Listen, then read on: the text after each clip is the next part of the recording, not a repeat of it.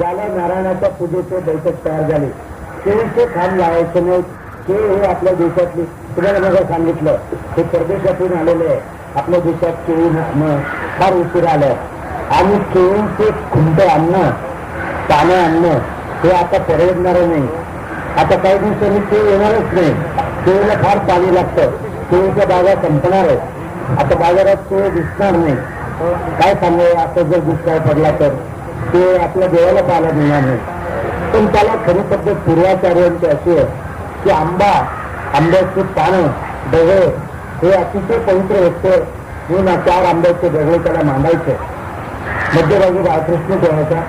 हळद कुंकवाने त्याची पूजा करायची. गणपती वरून कुंडवता 3 सुपाऱ्या नवग्रहांची पूजा करायची. आणि एवढं झालं की या देवाला प्रसादाचा नैवेद्य करायचा. तुमचं जरा इतर देवांचं काय, आपण सगळं पूजापाठ झाल्यावर आपण नैवेद्य करतो. याचं थोडं उलट की याला अगोदर प्रसाद करायचा आणि नंतर मग पुढे वाचून आणि हा कार्यक्रम संपवायचा. साधारण एक प्रसाद करणं, कारण आमच्याकडे एकच आहे, 1.25 पाऊस तुझ्या स्वतःसात करायचाच नाही. कुणाला प्रसादाला बोलवायचंच नाही. कुणी आला तर नाही म्हणायचंच नाही. बोललं ते सगळं लक्षात ठेवा. माझ्या प्रसादाला कोणाला बोलवायचं नाही.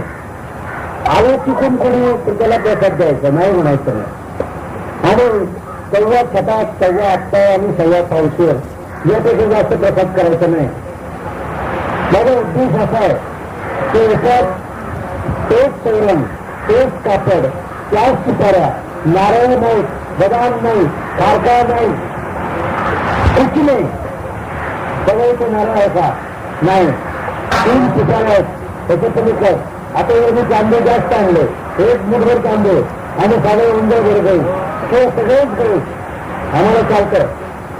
इतकं सोपं आणि छटाक प्रसाद त्याची वाचणं हा कष्टाचा भाग आहे. घरात दर पौर्णिमेला या लक्ष्मी नारायणाची जर पूजा केली, घरात निरंतर लक्ष्मी टिकते, वातावरण चांगलं असतं. कुटुंबातली मुलं, मोठी माणसं, आज सत्यनारायण आहे, आज आपल्याला गोडगोड खायला मिळेल म्हणून पोरं इकडे तिकडे गोंडा घालतात. आई बघ मी मांडू का, मी त्याला माहिती आहे का सर आपल्याला प्रसाद मिळणार आहे. आणि त्या निमित्ताने मुलांना वळण लागतं. मग ते म्हणतो आई आता मी आता 8वीत गेलो आणि मी पुढे वाच, तुला तेच पाहिजे. तो एक कार्पेट होऊन मनुष्य त्या विचारला नाही म्हणता येत नाही. माझा सगळा उद्देश जो आहे की मुला मुलींना वळण लागणे, कुटुंबात देव धर्माविषयीची चाल निर्माण होणे, ही संस्कृती तयार होणे आणि सुसंस्कृत झाल्यामुळे कुटुंबात हे जे घाणेरडे प्रकार आहेत, मुलापासूनची सगळी वाईट व्यसने ही जातात. मी केवळ सत्यनारायणावर बरेचसे दारोडे भेट केले. तुला बाई दर पौर्णिमेला करा, दर पौर्णिमेला 5-6 पौर्णिमेला बाईने मार खाल्ला, पण 7व्या पौर्णिमेला मात्र तो जबाबदारी भरायला लागला. कारण त्यावेळेला त्याचं कार्टाची पूजा करत होते, बाई उभ्या होत्या, ते पूजा करत होतं, सगळं करत होतं. पण आपलं त्याने आपण आयुष्यात आपले पूर्व सत्यनारायण केलं, आपण दारोडे झालो, त्याला लाज वाटली, त्याची दारू सुटली. कारण फार आहेत. मला हा जो विषय आहे, आम्ही आपल्या सगळ्या केंद्रावर तुम्ही घरी गेल्यानंतर प्रत्येक घरात दर पौर्णिमेला सर्वात फटाक्याचं काय होईना सत्यनारायण तुम्ही करा. माझे त्याच्यात अनेक होते. मी बरेच गर्दी लोक मला शोधत काय तुम्ही आमचा फोटो तुम्ही तुझे फोटो काय ठेवायचा म्हणलं, काय तुझं काय गेलं, कोणी तुमचे तर रेट वाढलेच म्हणलं.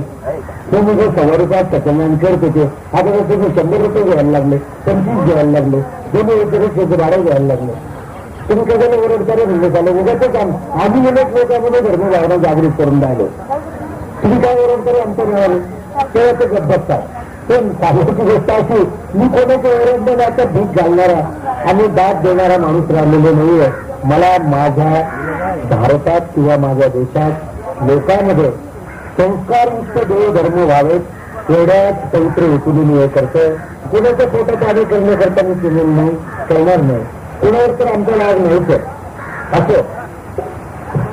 इथं आहेत, हा तोरण असाच राहील की मांडामांडीत शिकून घ्या, पाहून घ्या आणि किती सोपं होता एक सत्यनारायणाची पोथी विकत घ्या. मराठी वर संस्कृतीचे सोडून द्या, सगळे मराठी वेगळा वाचा. संस्कृत काही गरज नाही तुम्हाला. आणि घरात पौर्णिमेच्या दिवशी एक तास जर का येणार, सगळं घर झाडलेलं, सारवलेलं, रांगोळ्या काढलाय, सडा काढलाय, घरामध्ये पवित्र वातावरण आहे, शेजारच्या बाया ते कार्य तेव्हा टेलिफोन देतात, तेव्हा आमच्या घरी सत्यनारायण आहे, ते कार्य मग आई त्यांच्या घरी सोडून आपल्या घरी काय करत नाही ग, त्या ते सारखं त्याच्या आईला शोधायचं. बाई करणार काय सत्यनारायण बघू इतकं सोपं आणि भरती आम्हाला भरती पण लागत. मग आम्ही केलं तर मी तुमच्या पौर्णिमेला तुम्हाला आधी करतो, मग तो आमचा करतो. सगळ्या गल्लीमध्ये सत्यनारायण काय वेळा सुरू आहे. माझा उद्देश हा की या माध्यमाद्वारा आम्हाला लोकांमध्ये एक संस्कारयुक्त असं वातावरण तयार करायचं. तुमचं राहणार आहे हा या फळासारखा हे रांगोळ्या ऐकता आता हा इथंच राहील बाळकृष्ण, फक्त पुढे थोडं सोडा, मी चोरला मी पाहिजे तेवढं